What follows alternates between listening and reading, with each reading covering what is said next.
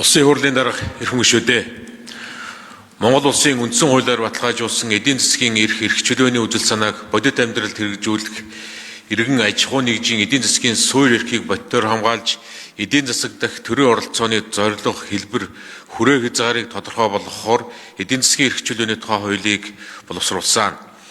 Бид ардчилсан үндсэн хуулиараа зах зээлийн эдийн засгийг төлөвшүүлж, хувийн хөвшилд тулгуурласан хөгжлийн загварыг бий болгохоор зорж ирсэн. Энэ хугацаанд Монгол улсын эдийн засаг өсөж, нэг хүнд ноогдох орлого нэмэгдэж, шин бизнесүүд бий болсон нь үнэнч өсөлтийн хурд хүртээмж хангалтгүй байна.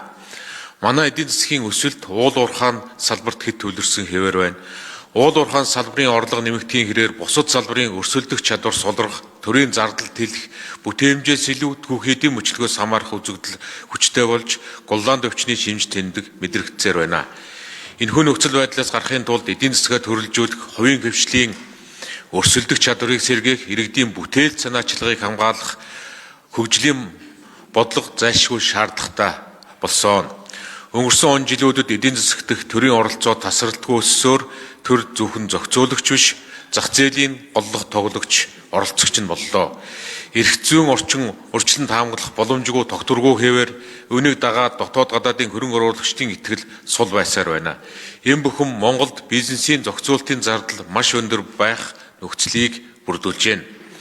Америкийн нэгдсэн улсын Heritage фондын 2025 оны эдийн засгийн эрх чөлөөний индексээр Монгол улс 62.6 оноо авч 184 орноос 74 дугаар байрт ирэмблэгдэж байна.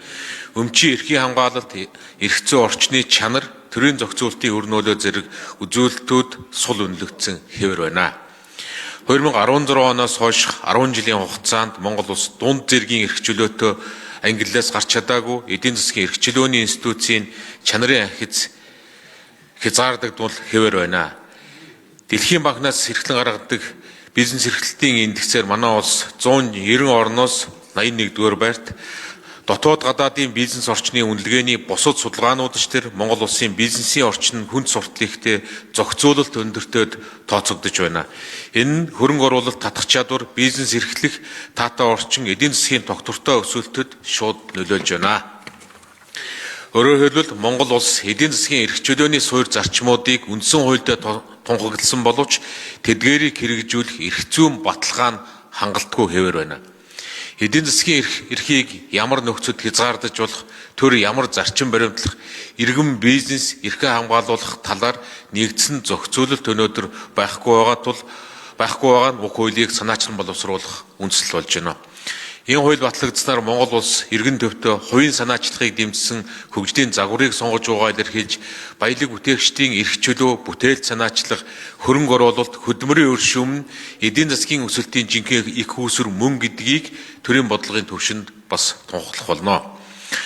Хуулийн төсөл эдийн засгийн эрх чөлөөг дараах байдлаар тодорхойлж байна. Үүнд өмчийн халдшгүй байдал, хөдөлмөр, хөрөнгө оруулалтын үр шимээ хүртэх эрх, гэрээний эрх чөлөө, аж ахуй эрхлэх эрх, санхүүгийн эрх чөлөө, мэдээллийн халдшгүй байдал, шударга өрсөлдөөн зэрэг багтана.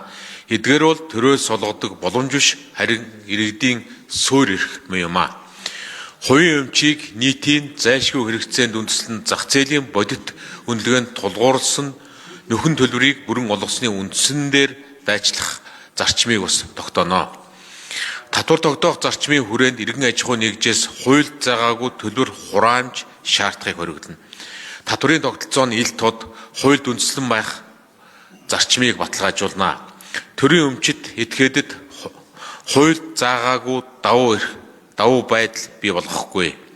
Хөрөнгө оруулалт, бизнесийн харилцаа нь гэрээнд итгэх итгэл дээр тогтдог. Төрийн үүрэг бол гэрээ байгуулахыг заах ус, харин байгуулсан гэрээний хэрэгжилтийг хамгаалах явдлаа. Тиймээс гэрээний эрх чөлөөний зарчмуудыг баталгаажуулна. Ингэснээр хөрөнгө оруулалтын эрсдэл буурна. Энэ хуулийн төслөөр хориглоогүй бол зөвшөөрнө гэсэн зарчмыг хуульчилна. Зөвшөөрлийн тогтолцоо хамгийн бага хязгаарлалттай байх, төр хуульд заасан хугацаанд шийдвэр гаргах, шаардлагагүй бичих баримтыг шаардахгүй байх, хуульд заагаагүй шалгалт хийхгүй байх зарчмыг тогтоож өгнө. Төрийн үүрэг бол ялагчийг сонгох биш, харин оролцогч бүр ижил дүрмээр өрсөлдөх эрх зүйн орчныг бүрдүүлэх явдал юм а. төр ялгуурлан гадуурлахгүй, төр зах зээлд оролцохгүй, төрийн худалдаа авалт ил тод байх, эдийн засаг нээлттэй байх зарчмыг баталгаажуулна. Санхүүгийн эрх чөлөөг хангах зорилгоор иргэн аж ахуй нэгж хууль ёсны хөрөнгө мөнгөө чөлөөтэй эзэмших, ашиглах, шилжүүлэх эрхийг тодорхой зааж өгнө.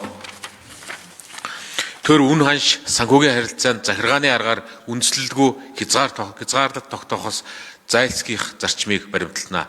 Ингэснээр санхүүгийн орчны тогтвортой байдал бэхжинэ. Мөн хуулийн төслөөр зохицуултын хүрээ хязгаарыг тодорхой зааж өгсөн. Эдийн засгийн эрх чөлөөг хязгаарлах шаардлага тодорхой тохиолдолд гарч бас болно. Гэхдээ хязгаарлалт нь хуульд үндэслэсэн нийтийн ашиг сонирхтыг хамгаалахад зайлшгүй шаардлагатай зорилгодоо нийцсэн хамгийн бага хязгаарлалттай байх ёстой. Түүнээс гадна парламентын хяналт хамгаас чухал гэж үзсэн. Хуулийн хэрэгжилтийг тогтмол үнэлэх тогтолцоог бүрдүүлнэ. Засгийн газар эдийн засгийн эрх чөлөөний тайлан жил бүр улсын их хурлд танилцуулах зохицуултыг тусгасан. Ингэснээр эдийн засгийн эрх чөлөөний байдлыг парламентын түвшинд тогтмол хянах шинэ тогтолцоо бий болно.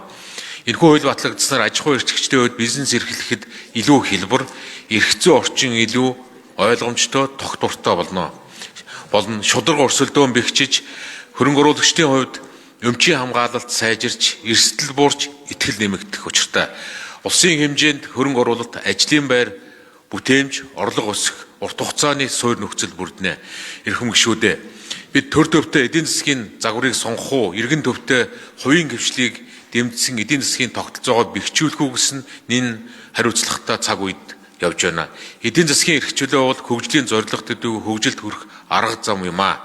Иймээс үндсэн хуулийн баталгааг бодит болгож эдийн засгийн эрх чөлөөтэй Монгол улсаа бүтээхийн төлөө бас энэ хуулийн төслийг хэлэлцэн дэмжиж өгөхийг хүсье. Анхаарал тавьсанд баярлалаа.